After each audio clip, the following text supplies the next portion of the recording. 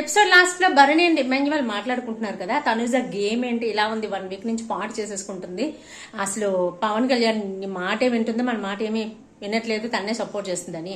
So ఇందులో అయితే నాకు తప్పు ఎక్కడ కనిపించట్లేదు.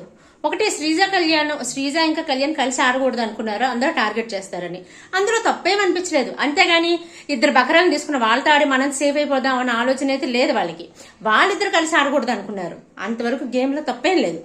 తర్వాత తనూజ గురించి మాట్లాడుకుంటున్నారు కదా, ఇక్కడ తనూజలో ఉన్న మంచి క్వాలిటీ ఏంటి అంటే, తను ఎవరిని నమ్మినా, తను ఎవరిని ఇష్టపడినా 100% ఇష్టపడుతుంది, 100% వాళ్ళ గురించి ఫుల్ సపోర్ట్ తీసుకుంటుంది, అలాగే ఉంటుంది వాళ్ళతో. అది భరణి అవనివ్వండి, ఇమాన్యువల్ అవనివ్వండి, కళ్యాణ్ అవనివ్వండి. అందుకని కళ్యాణ్ గురించి ఎవరని చెప్పినా ఆఖరికి కళ్యాణ్ మాటే విన్నింది.